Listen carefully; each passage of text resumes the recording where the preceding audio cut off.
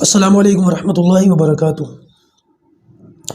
نحمدہ و نصلی علی رسولہ الکریم، اما بعد، اعوذ باللہ من الشیطان الرجیم، بسم اللہ الرحمن الرحیم۔ یا ایھا الذین آمنوا کتب علیکم الصیام کما کتب علی الذین من قبلکم لعلکم تتقون۔ وقال تعالی شہر رمضان الذي انزل فيه القرآن هدى للناس وبينات من الهدى والفرقان فمن شهد منكم الشهر فليصمه۔ صدق اللہ العظیم۔ میں امید کرتا ہوں کہ آپ تمام ساتھی خیر و عافیت سے ہوں گے۔ گزشتہ نشست میں یعنی کہ کل آپ حضرات کے سامنے رمضان کے مہینے کی عظمت اور اس کے مقام و احترام اس متعلق کچھ گفتگو ہوئی تھی۔ انشاءاللہ اسی سلسلے کو آگے بڑھاتے ہوئے آج پھر اس موضوع کو آپ حضرات کے سامنے لے کر کے آنا ہوا ہے۔ اللہ پاک مجھ کو صحیح بات کہنے کی اور ہم سب کو اس پر عمل کرنے کی توفیق عطا فرمائے۔ میں نے آپ کے سامنے کل آیتیں پڑھی تھی، احادیث پڑھی تھی، کچھ اور چیزیں ہیں اس مہینے کے متعلق جو آپ کے سامنے میں رکھنا چاہتا ہوں۔ سب سے پہلی چیز تو آپ لوگوں سے ایک بہت ہی مؤدبانہ درخواست یہ کروں گا کہ اس کلاس کو میں نے پچھلے سال بھی رمضان کورس پڑھاتے ہوئے درخواست کی تھی، اس بار نہیں کی، سوچا ایک مرتبہ اس طرف توجہ دلا دوں۔ وہ یہ کہ اس کلاس کو پڑھتے ہوئے، رمضان کورس سیکھتے ہوئے، ہماری ویڈیو دیکھتے ہوئے آپ لوگوں سے بہت مؤدبانہ گزارش ہے کہ ایسا نہ ہو کہ اس کو کلاس کو چالو کیا، پاکٹ میں ڈالا اور کچن کے کام چل رہے ہیں یا ڈرائیو چل رہی ہے یا اپنا کاروبار چل رہا ہے۔ ایسے نہیں کرنا ہے، اس کو باقاعدہ ویسے لینا ہے جیسے کہ مدرسے کے اندر دو زانو ہو کر کے طلبہ بیٹھتے ہیں اساتذہ کے سامنے۔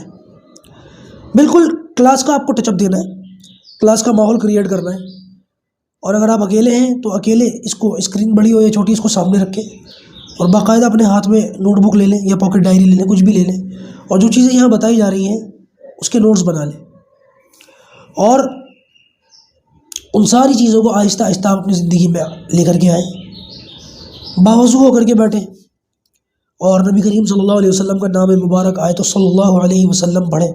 ان ساری چیزوں کو آپ ذہن میں رکھ کر یہ عمل میں لاتے ہوئے کریں گے تو انشاءاللہ آپ دیکھیں گے کہ اس کلاس کا کتنا فائدہ ہوگا۔ انشاءاللہ آپ کو گارنٹی دیتا ہوں کہ آپ کو فائدہ ہوگا، اور اگر آپ ویسے ہی بس پاکٹ میں ڈال کے سن لیں گے تو فائدہ ہوگا یا نہیں ہوگا میں کچھ نہیں کہہ سکتا، ہو سکتا ہے فائدہ ہو سکتا ہے نہ بھی ہو۔ یہ سرسری طور پر ہم رمضان کورس نہیں کر رہے ہیں، بلکہ اس کا مقصد یہ ہے کہ ہمارا رمضان اچھا ہو جائے۔ اب تک جیسے رمضان کے مہینوں کو ہم نے گزارا، یہ رمضان انشاءاللہ ویسا نہیں ہوگا، بلکہ انشاءاللہ عز و جل یہ رمضان بہت اچھا ہوگا۔ اسی لیے اس فکر کو لے کر کے آپ کے سامنے یہ حاضری ہوئی ہے۔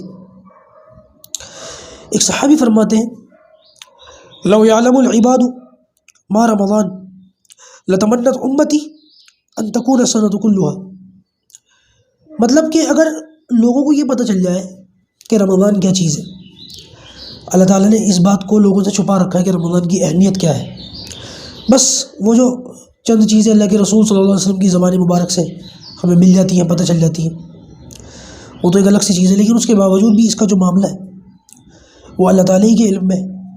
اگر وہ انسان کو پتہ چل جائے، ہم لوگوں کو معلوم ہو جائے کہ رمضان کیا ہے، تو فرمایا کہ انسان اس بات کی تمنا کرے گا، ایمان والے اس بات کی تمنا کریں گے کہ ایک مہینے نہیں بلکہ پورا سال ہی رمضان کا مہینہ رہے، پورا سال رمضان رہے۔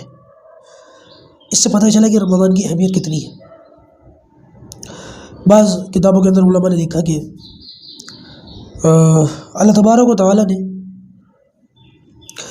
یہ جو گھڑیاں ہوتی ہیں نا دن بھر میں، صبح سے لے کے شام تک کے 24 گھنٹے کے اوقات ہوتے ہیں، اس میں اللہ تعالیٰ نے اس میں سے جب گھڑیوں کو دیکھا تو کچھ خاص گھڑیوں کو منتخب کیا اور اس میں 5 وقت کی نمازیں رکھ دی۔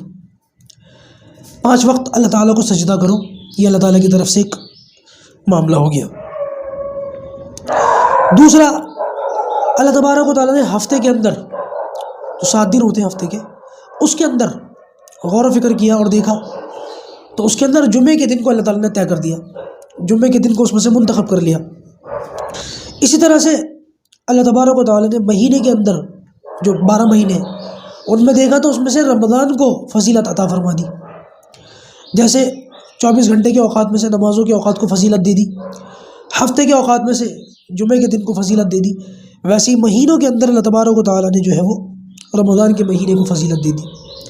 اور بالکل اسی طریقے سے فرمایا کہ اللہ تعالیٰ نے جب راتوں میں غور و فکر کیا، غور و فکر سے مراد وہ غور و فکر نہیں کہ اللہ تعالیٰ کے علم میں معاذ اللہ نہیں تھی کوئی چیز ہے، میں آپ کو سمجھانے کے لیے عوامی انداز میں ایک لفظ استعمال کر رہا ہوں کہ جب اللہ تعالیٰ نے سال کی جو راتیں ہیں ان کو دیکھا تو اس میں شب قدر کی جو رات ہے اس کو فضیلت بخشی، اس کو ذرا مقدم کر دیا، مقدس کر دیا۔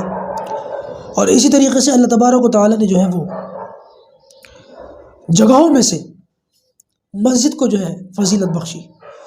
دنیا کے اندر جتنی جگہیں ہیں اس میں مسجد کو اعلیٰ مقام عطا فرمایا۔ روایت کے اندر آتا ہے صحابہ کرام ارشاد فرماتے کہ نبی کریم صلی اللہ علیہ وسلم سارا سال اس کا رمضان کا انتظار فرماتے تھے، سارا سال یا رمضان کے آنے سے کچھ مہینوں پہلے اللہ کے رسول صلی اللہ علیہ وسلم اس کی تیاریوں میں لگ جاتے تھے اور اس مہینے کا انتظار فرماتے تھے۔ کچھ تو بات ہوگی جو اللہ کے رسول صلی اللہ علیہ وسلم اس مہینے کا انتظار فرماتے تھے۔ اسی طریقے سے یہ بات ملتی ہے کہ صحابہ کرام وہ سارا سال رمضان کا اہتمام کرتے تھے۔ کیسے کہ جب رمضان آنے والا ہوتا تھا تو 6 مہینے پہلے سے دعائیں شروع کر دیا کرتے تھے رمضان کے لیے، یا اللہ رمضان تک ہمیں پہنچا، رمضان تک کی زندگی عطا فرما۔ اور جب رمضان مل جاتا تھا اور فارغ ہو جاتے تھے رمضان سے تو باقی کے جو 6 مہینے آگے کے اس میں یہ دعا کرتے تھے کہ یا اللہ جو کچھ بھی رمضان کے اندر ہم سے اعمال ہوئے اس کو قبول فرما، یا اللہ رمضان کی جو گھڑیاں تھیں اس میں جو ہم سے کوتاہیاں ہوئی ہیں اس کو قبول فرما، اور ہماری جو غلطیاں اور لغزشیں ہیں ان کو معاف فرما۔ فرمایا کہ سید الشہور شہر رمضان واعظمها حرمۃ ذو الحجہ، یعنی کہ رمضان کا جو مہینہ ہے وہ سارے مہینوں کا سردار ہے، اور حرمت کے اعتبار سے جو مہینہ اعلیٰ اور افضل ہے وہ ذو الحج کا مہینہ ہے، یعنی کہ وہ مہینہ جس میں کہ حج کیا جاتا ہے۔ اس سے ان دونوں مہینوں کی اہمیت اور فضیلت کا پتہ چلتا ہے۔ بعض صحابہ کرام فرماتے ہیں کہ یہ جو رمضان کا مہینہ ہے یہ مومن کے لیے، ایمان والے کے لیے، مسلمان کے لیے بڑا بہترین مہینہ ہے، اور منافق پر یہ مہینہ بھاری ہے۔ رمضان کا مہینہ یہ ایمان والے کے لیے تو بڑا بہتر ہے، لیکن جو منافق ہوتا ہے اس کے اوپر یہ مہینہ بھاری ہے۔ اس کے علاوہ یہ جو مہینہ ہے، جیسے کہ میں نے شروع آیت آپ کے سامنے پڑھی خطبے کے اندر، شہر رمضان الذی انزل فیہ القرآن، یہ جو رمضان کا مہینہ ہے اس میں قرآن نازل کیا گیا اللہ تعالیٰ کی طرف سے۔ تو اب یہاں یہ سوال اٹھتا ہے کہ قرآن تو 23 سال میں تھوڑا تھوڑا نازل ہوا، سب جانتے ہیں اس بات کو۔ تو اللہ تبارک و تعالیٰ نے جب اس کو 23 سال میں نازل فرمایا تو یہ قرآن رمضان میں کیسے نازل ہوا؟ بعض روایت کے مطابق یہ شب قدر میں نازل ہوا، تو یہ کیسے پاسبل ہو سکتا ہے کہ شب قدر میں یا رمضان کے مہینے میں نازل ہوا؟ اور بعض روایت سے پتہ چلتا ہے کہ یہ 23 سال میں تھوڑا تھوڑا نازل ہوا۔ تو علماء نے اس کا جواب یہ دیا ہے کہ یہ لوح محفوظ سے پہلے آسمان پر جب نازل ہوا تو اکٹھا نازل ہوا، اور یہ شب قدر کی رات تھی، اور وہاں سے پھر اللہ تبارک و تعالیٰ کے حکم سے 23 سال کے عرصے میں یہ قرآن مجید تھوڑا تھوڑا نازل ہوتا رہا۔ لہٰذا اس سے اس مہینے کی اہمیت کا پتہ چلتا ہے کہ اللہ تعالیٰ نے قرآن مجید جیسی مقدس کتاب اس کو بھی جو ہے اس مہینے میں نازل فرمایا۔ بلکہ شیخ الحدیث حضرت مولانا زکریا رحمۃ اللہ علیہ ان کی کتاب ہے فضائل اعمال، بڑی زبردست کتاب ہے اور بڑی شاندار کتاب ہے۔ دراصل وہ ایک کتاب نہیں ہے، 8-10 رسالے ہیں، فضائل نماز، حکایت صحابہ، فضائل رمضان، فضائل ذکر۔ یہ کتاب بہت شاندار ہے، ہمیں ہر آدمی کو اپنے گھر میں رکھنی چاہیے اور اس کو پڑھنا چاہیے، اس کی تعلیم کرنی چاہیے۔ اس کے اندر شیخ الحدیث حضرت مولانا زکریا رحمۃ اللہ علیہ نے لکھا کہ صرف جو ہے وہ قرآن نہیں، بلکہ قرآن کے علاوہ اور جتنی آسمانی کتابیں وہ سب کی سب قرآن مجید کے علاوہ ساری کی ساری جو ہے وہ اس رمضان کے مہینے ہی میں نازل ہوئی ہے۔ چنانچہ ابراہیم علیہ السلام پر جو صحیفے نازل ہوئے، جس کا ذکر 30ویں سپارے کے اندر ہے، صحف ابراہیم و موسیٰ، جو صحیفے ابراہیم علیہ السلام پر نازل ہوئے، کچھ بڑی کتابیں تھیں، تورات، زبور، انجیل، قرآن، اور کچھ چھوٹے چھوٹے صحیفے تھے، رسالے، قاعدے، اس ٹائپ کے۔ ابراہیم علیہ السلام کو کچھ صحیفے دیے گئے، ان کے بارے میں آتا ہے کہ وہ بھی 13ویں تاریخ تھی رمضان کی، وہ تب نازل ہوئے۔ اسی طریقے سے 13ویں تاریخ تھی یا 3 تاریخ تھی بہرحال۔ اسی طریقے سے جو ہے وہ زبور داؤد علیہ السلام پر جب نازل ہوئی تو 2 روایتیں ملتی ہیں کہ 12ویں تاریخ تھی رمضان کی، اور دوسری یہ کہ 18ویں تاریخ تھی رمضان کی۔ اس کے علاوہ تورات جو موسیٰ علیہ السلام کو دی گئی، تو جس وقت یہ موسیٰ علیہ السلام کو تورات دی گئی اس وقت 6 تاریخ تھی رمضان المبارک کی، اور انجیل جو عیسیٰ علیہ السلام پر نازل کی گئی تو وہ 12 یا 13 تاریخ تھی رمضان المبارک کی۔ یہ ساری وضاحت فضائل اعمال کے اندر موجود ہے، ہر شیخ نے لکھی ہے، پڑھنی چاہیے، بہت فائدہ ہوتا ہے، اس طریقے کی معلومات مل جاتی ہیں۔ اس کے علاوہ اللہ تبارک و تعالیٰ کی جانب سے اس رمضان کے مہینے میں ایک کام جو ہوتا ہے وہ یہ ہوتا ہے کہ اللہ تعالیٰ رحمت کے دروازے کھول دیتے ہیں، رحمت کے جو دروازے ہیں وہ کھل جاتے ہیں، اللہ تعالیٰ خوب رحمت فرماتے ہیں۔ ویسے بھی رمضان المبارک کا جو پہلا عشرہ ہے وہ رحمت ہی رحمت ہے، اور اس عشرے کے اندر ایک دعا کا بڑا اہتمام کرنا چاہیے، رب اغفر ورحم وانت خیر الراحمین۔ اس دعا کو آپ لکھ لیجئے یا آپ کو کہیں نہ کہیں واٹس ایپ وغیرہ پر چلتے ہوئے مل جائے گی۔ رمضان کے 3 عشرے ہیں، رحمت، مغفرت اور جہنم سے خلاصی، اور تینوں ہی عشروں کے لیے جو دعائیں ہمیں ملتی ہیں، سب سے پہلے عشرے کی جو رحمت کے عشرے کی دعا ہے وہ ہے رب اغفر ورحم وانت خیر الراحمین۔ رب اغفر، یا اللہ بخشش فرما، ورحم اور رحم فرما، وانت خیر الراحمین اور تو بہترین رحم کرنے والا ہے۔ تو اس لحاظ سے اس دعا کا جو ہے بہت اہتمام کرنا چاہیے اور اس کا خوب فائدہ اٹھانا چاہیے۔ رحمت کے دروازے کھلے ہوئے اور رحمت کا عشرہ بھی چل رہا ہے۔ اس کے علاوہ ایک روایت کے مطابق آسمانوں کے دروازے کھل جاتے ہیں۔ یہ جو ہمیں آسمان نظر آ رہا ہے اس کے دروازے کیسے ہوں گے، کیا کیفیت ہوگی، یہ تو ہم نہیں جانتے، لیکن اللہ تبارک و تعالیٰ کے حکم سے فرشتے آسمانوں کے دروازے کھول دیتے ہیں۔ زمین کے اوپر کا جو جہان ہے اس کے دروازے کھل جاتے ہیں، کیسے کھلتے ہیں تو اللہ ہی جانے، لیکن کھل جاتے ہیں۔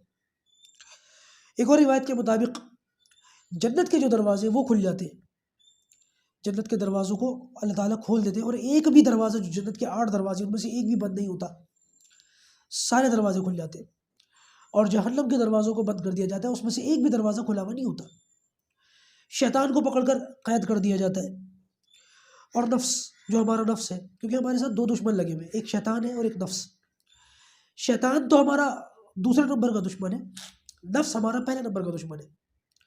ہمارے سامنے کوئی بھی برائی آتی ہے نا، پہلے نفس ہمارے سامنے پیش کرتا ہے، پھر ہم اس پر فیصلہ کرتے ہیں کرنا ہی نہیں کرنا۔ جب ہم اس پر جو ہے اسٹیپ لے لیتے ہیں کہ ہاں اسٹینڈ لے لیتے ہیں اب ہمیں کرنا ہے، آگے کا کام شیطان کرواتا ہے، وسوسے ڈالتا ہے۔ پہلے وہ ہمارے دل میں آتی ہے، پھر شیطان وسوسے ڈال کر اس کو مضبوط کروا دیتا ہے۔ اگر ہم اپنے نفس کو ہی کاٹ دیں تو شیطان کو تو ہمیں بہکانے کا موقع ہی نہیں ملے گا۔ لیکن رمضان کے مہینے میں اللہ تبارک و تعالیٰ کا یہ فضل ہوتا ہے کہ گناہ کرنے کے 2 راستے، ایک نفس اور دوسرا شیطان۔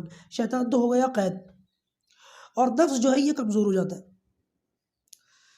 اسی وجہ سے لوگوں کا رجحان جو ہے وہ مسجدوں کی طرف، نیکیوں کی طرف، قرآن کی طرف، نیک اعمال کی طرف ہو جاتا ہے، اور لوگ خود بخود آٹومیٹکلی برائیوں سے بچ جاتے ہیں۔ آپ دیکھیں ہمارے علاقوں میں، محلوں میں جو مناظر ہوتے ہیں، کسی گھر میں کوئی شخص رہتا ہے ایمان والا ہے، پورا سال تبلیغی احباب اور گشت کرنے والے لوگ اس کے پاس جاتے ہیں، اس کی تھوڑیوں میں ہاتھ دیتے ہیں، بناتے ہیں، مسجد لانے کی کوشش کرتے ہیں، فکر کرتے ہیں، وہ نہیں آتا ہی نہیں ہے۔ کبھی کبھی کچھ لوگ آ بھی جاتے ہیں، لیکن بڑی ملت سماجت کے بعد آتے ہیں۔ 40-50 مرتبہ جاؤ تو 1 مرتبہ وہ آنے کو تیار ہوتا ہے۔ لیکن رمضان کے مہینے میں ایسی فضا بن جاتی ہے کہ بغیر کسی کے بلائے، بغیر کسی کی آواز لگائے، بندہ خود سر پر ٹوپی رکھ کے مسجد چلے جاتا ہے۔ یہ ہے یا نہیں؟ یہ رمضان کی برکت ہے۔ یہی وجہ ہے کہ جو شخص عام دنوں میں فرض نماز کی بھی پابندی نہیں کرتا، رمضان کے مہینے میں وہ تہجد گزار بنا بیٹھا ہوا ہوتا ہے۔ یہ رمضان کی برکت ہے۔ یہی وجہ ہے کہ جب رمضان رخصت ہو جاتے ہیں تو لوگوں کی زندگی واپس روٹین پر آ جاتی ہے۔ اسی وجہ سے شیطان قید ہو گیا اور نفس کمزور ہو گیا، بہت سے لوگ بہت سے گناہوں سے بچ جاتے ہیں۔ بہت سے شرابی کبابی بھی ایسے ہوتے ہیں جو اس مہینے میں ان چیزوں کو چھوڑ دیتے ہیں۔ ہاں، بہت سے اتنے خبیث ہوتے ہیں کہ رمضان جیسے مقدس مہینے میں بھی اور اس سنہرے موقع پر بھی اپنے گناہوں سے باز نہیں آتے۔ یعنی کہ شیطان کو اللہ تعالیٰ نے قید کر رکھا ہے، صرف ایک اس کا کمزور سا نفس اس کے ساتھ ہے، وہ اس کے بھی غلام ہے، اور اس کے باوجود وہ اس سے بھی نہیں بچتے۔ یہ بالکل ہی گئے گزرے کوڑے میں کوڑا، ان کی یہ بری حالت ہے، پتہ نہیں اللہ کب پکڑ لے، جب پکڑ لے۔ اس لیے اللہ تعالیٰ سے ڈرتے رہنا چاہیے، پناہ مانگنی چاہیے ہم۔ دیکھیے یہ جو مہینہ ہے، جیسے کہ میں نے بتایا، یہ رمضان المبارک کا مہینہ، یہ رحمت کا مہینہ ہے، یہ بخشش کا مہینہ ہے، یہ مغفرت کا مہینہ ہے، جہنم سے خلاصی کا مہینہ ہے۔ بخشش کا مہینہ کیسے؟ بعض روایتوں کے مطابق اللہ تبارک و تعالیٰ روزانہ ہر رات 10 لاکھ لوگوں کی بخشش فرماتے ہیں رمضان کے مہینے میں، 10 لاکھ۔ اور جتنی مغفرت، جتنی بخشش اللہ تبارک و تعالیٰ پورے مہینے میں فرماتے ہیں ہر رات 10 لاکھ کے حساب سے، پھر جب رمضان کی آخری رات آتی ہے اللہ تبارک و تعالیٰ اس ایک رات میں پورے مہینے کی بخشش کے برابر پھر اس رات میں الگ سے بخشش فرماتے ہیں۔ یہ اللہ کے رسول صلی اللہ علیہ وسلم کا فرمان ہے۔ تو کسی نے کہا کہ یا رسول اللہ کہ یہ رات شب قدر ہے، یہ آخری رات، کہ اس میں اتنی بخشش ہو رہی ہے؟ تو اللہ کے رسول صلی اللہ علیہ وسلم نے فرمایا کہ نہیں، مزدور کو مزدوری دی جاتی ہے، کہ جب جو ہے وہ مزدوری پوری ہو گئی اب اس کو مزدوری دینے کا ٹائم آیا۔ یہی کا یہی معاملہ اس رات کا ہے، جس کو لیلۃ الجائزہ کے نام سے ہم یاد رکھتے ہیں، انشاءاللہ اس پر بھی بات آئے گی۔ لیلۃ الجائزہ عید کی چاند رات کے نام سے عوام کے اندر یہ مشہور ہے۔ یہ رات بہت قیمتی ہوتی ہے، اور اس کو بھی ہم جو ہے وہ بازاروں میں اور عید کی شاپنگ میں بڑی بے دردی کے ساتھ اس کو گزارتے ہیں۔ اللہ تبارک و تعالیٰ کا بڑا فضل اور احسان ہے کہ اتنی بخشش کے باوجود، یہ رحمت ہے، جہنم سے خلاصی ہے، مغفرت ہے، بخشش ہے، پھر ایک انعام اور اللہ تعالیٰ نے یہ دیا کہ ایک رمضان آنے والے رمضان تک کے گناہوں کا کفارہ ہے۔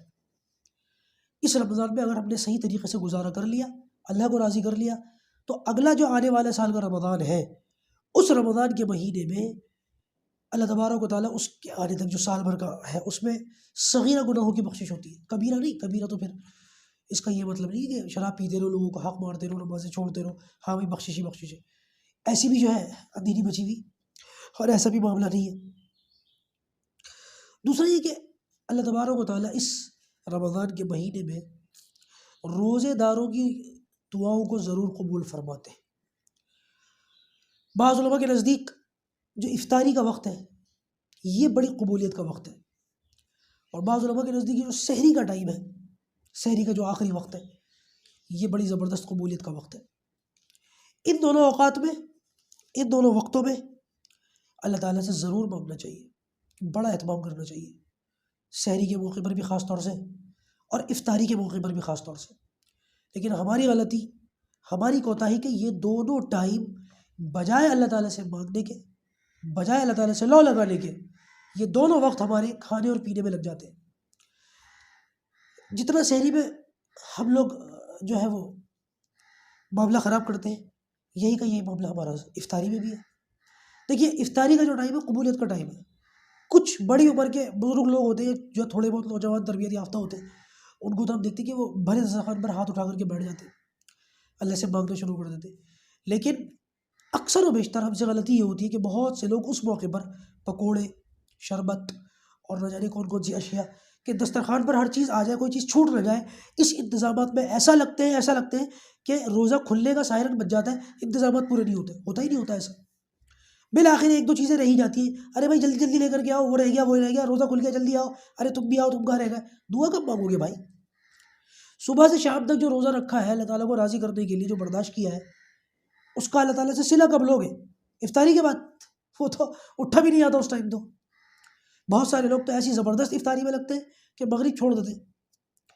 یہی کا یہی معاملہ ہو بہو سحری میں۔ بے شک سحری آخری وقت تک کھانی چاہیے، لیکن اتنا زیادہ آخری وقت تک چلے جانا کہ سائرن بج جاتا ہے، اذانیں ہو رہی ہوتی ہیں اور لوگ جو ہیں وہ لگے ہوئے ہوتے ہیں۔ یہ ہوتا ہے نا کہ وہ سحری میں جب اذانیں ہو رہی ہوتی ہیں تو وہ کہتے ہیں کہ بھائی وہ ابھی تو کھا سکتے ہیں، ہماری مسجد کی اذان تھوڑی ہوئی ہے، دور دراز کی کہیں کی اذان ہو رہی ہے، جب تک ہماری مسجد کی اذان نہیں ہوگی ہم کھا سکتے ہیں۔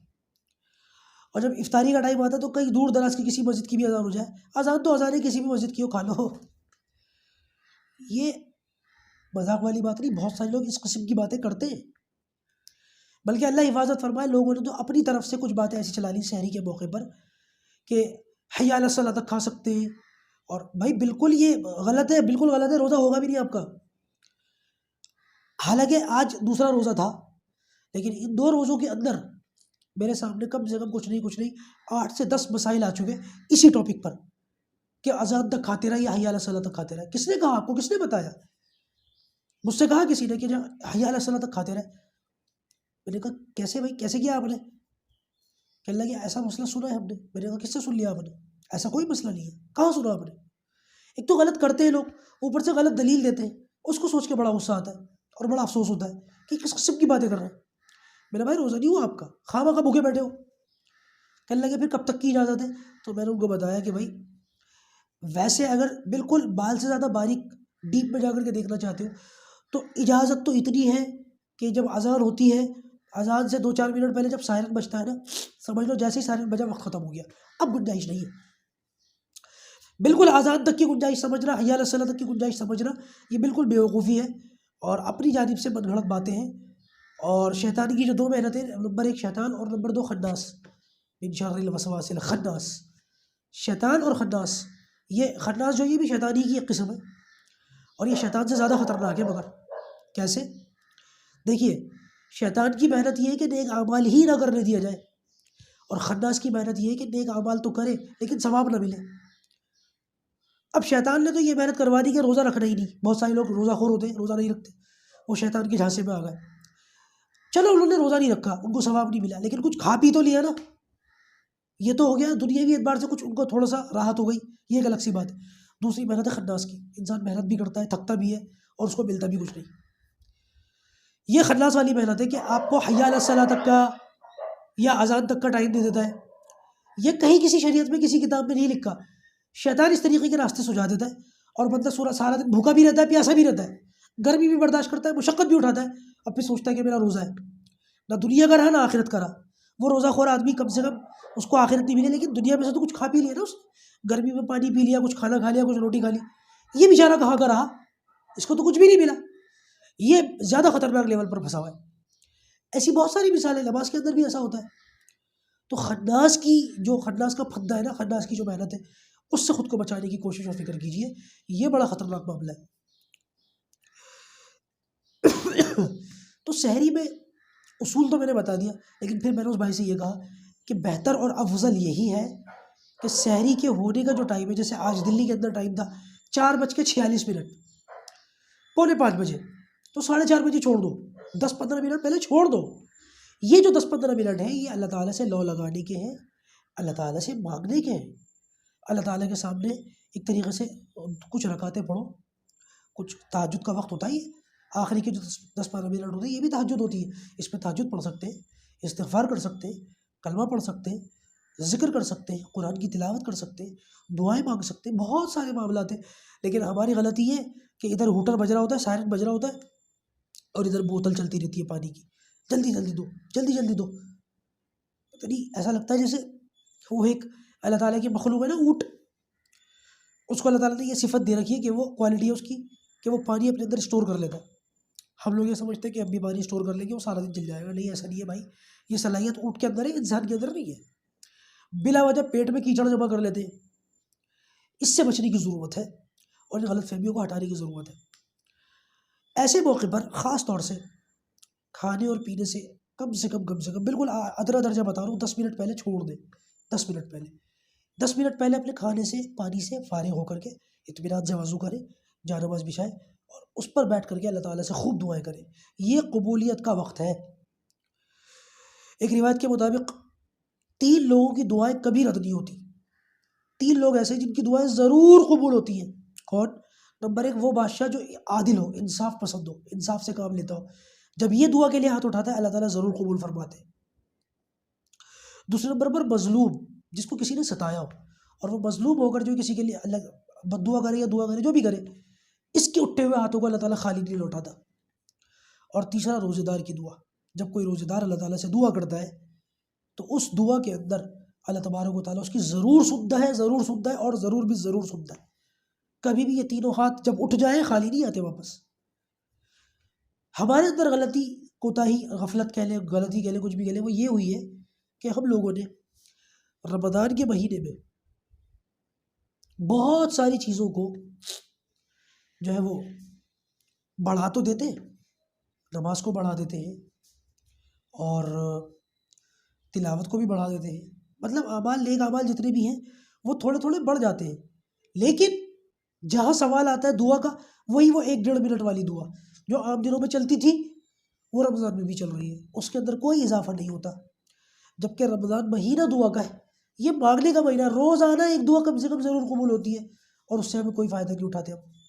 سوچنے کی بات ہے نا، کتنا زیادہ جو ہے غفلت کا مقام ہے، اس پر سوچنے کی ضرورت ہے۔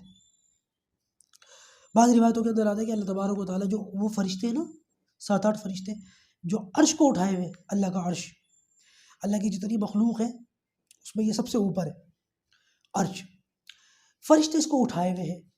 اللہ تبارک و تعالیٰ اپنے بندوں کو دیکھتا ہے جو روزہ رکھتے ہوئے، جنہوں نے روزہ رکھا ہوا ہوتا ہے، اللہ تعالیٰ ان فرشتوں سے یہ فرماتا ہے کہ فی الحال اپنی ذمہ داری کو چھوڑو، اور یہ روزے دار ہیں، یہ دعا کر رہے ہیں، ان کی دعاؤں پر تم آمین کہو۔ یعنی کہ ایک روزے دار ہاتھ اٹھا کے دعا کر رہا ہے اور اللہ تعالیٰ فرشتوں سے کہہ رہا ہے تم کہو آمین تاکہ میں قبول کروں۔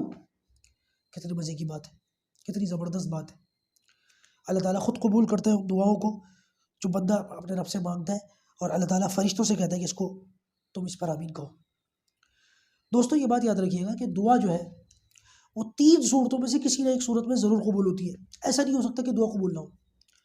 پہلی شکل تو یہ کہ بندے نے جو اللہ تعالیٰ سے مانگا، اللہ تعالیٰ اس دعا کو فوراً اسی طریقے سے قبول فرما لیتے ہیں۔ دوسری شکل یہ ہے کہ جو کچھ بندے نے اللہ تعالیٰ سے مانگا، اللہ تعالیٰ اس کو ہو بہو تو قبول نہیں کرتے، لیکن اس کے بدلے میں اللہ تبارک و تعالیٰ اس بندے کو کچھ اور بہتر عطا فرما دیتے ہیں۔ اور تیسری شکل یہ ہے کہ اللہ تبارک و تعالیٰ اس دعا کو فوراً قبول نہیں کرتے، بلکہ جو بندے نے اللہ تعالیٰ سے مانگا ہے، اللہ تعالیٰ اس دعا کو آخرت میں ذخیرہ فرما لیتے ہیں، اور جب بندہ آخرت میں اپنی قبر سے اٹھے گا تو اللہ تبارک و تعالیٰ اس کے سامنے ان دعاؤں کو رکھے گا، میرے بندے تو نے فلاں وقت میں یہ دعا مانگی تھی، یا اللہ مانگی تھی، آج اس کے بدلے میں تجھے یہ مل رہا ہے، دنیا میں نہیں دی ہے لیکن آج مل رہا ہے۔ میرے بندے تو نے یہ دعا مانگی تھی، یا اللہ مانگی تھی، تجھے دنیا میں نہیں ملا، آج اس کے بدلے میں یہ مل رہا ہے۔ روایتوں کے اندر آتا ہے کہ بندہ جب آخرت میں اپنی دعاؤں کا اجر اللہ تعالیٰ کے یہاں دیکھے گا تو اس بات کی تمنا کرے گا کہ کاش دنیا میں میری کوئی دعا قبول ہی نہ ہوئی ہوتی، اور آج مجھے جس طرح سے انعام مل رہا ہے ایسے ملتا۔ آج دنیا میں دعائیں قبول نہ ہونے کا لوگ شکوہ کرتے ہیں۔ دعا قبول نہ ہونے کی صرف ایک ہی وجہ ہے دوستوں، وہ ہے حرام کی کمائی، حرام کھانا۔ اگر آدمی حرام کھاتا ہے کچھ بھی کر لیجیے، دعا قبول نہیں ہونے والی۔ کچھ لوگوں کے بارے میں تھا کہ مستجاب الدعوات تھے، ہر دعا قبول ہوتی تھی ان کی، اور جب بھی ان کے زمانے میں کوئی بادشاہ آتا تھا وہ ظلم کرتا تھا تو وہ اس کے خلاف بد دعا کرتے تھے، وہ ہلاک و برباد ہو جاتا تھا۔ جب حجاج بن یوسف آیا تھا، یہ بھی بڑا ظالم، اس کو پتہ چلا کہ کسی ظالم بادشاہ کے خلاف یہ لوگ بد دعا کرتے تھے، حجاج بن یوسف نے ان کو دعوت پہ بلایا، کھلایا پلایا، اور جب وہ فارغ ہو گیا کہ اللہ کا میں ان کی بد دعاؤں سے محفوظ ہو گیا اس لیے کہ میں نے حرام کے کھانے سے ان کی دعوت کری تھی۔ بڑی بری نحوست ہے اس کی۔ اگر ہم میں سے اللہ حفاظت فرمائے کوئی اس میں ملوث ہے فوراً توبہ کرے، ورنہ نماز روزہ دعائیں کچھ قبول نہیں ہے، سب بیکار ہے، سب پرانے کپڑے کی طرح گٹھری بنا کے منہ پہ مار دیا جائے گا آخرت میں، اگر ہماری کمائی ٹھیک نہیں ہے، اگر ہمارے کھانے والی جو ہماری کمائی ہے وہ درست نہیں ہے۔ اللہ پاک جو کہا گیا سنا گیا ان باتوں پر عمل کرنے کی توفیق عطا فرمائے۔ انشاءاللہ اب رمضان میں کون کون سے اعمال ہیں، کیا کرنا چاہیے اور کیا نہیں کرنا چاہیے، اس پر کل سے بات شروع ہوگی، اور کل اور نہیں تو پرسوں 2 دن تک ہو سکتا ہے بات چلے، اور آج تو قرآن کا جو ہے وہ تفسیر کا سلسلہ شروع نہیں ہوا، کل سے تفسیر کا سلسلہ شروع کرتے ہیں۔ اللہ پاک آسانی کا معاملہ فرمائے۔ السلام علیکم ورحمۃ اللہ وبرکاتہ۔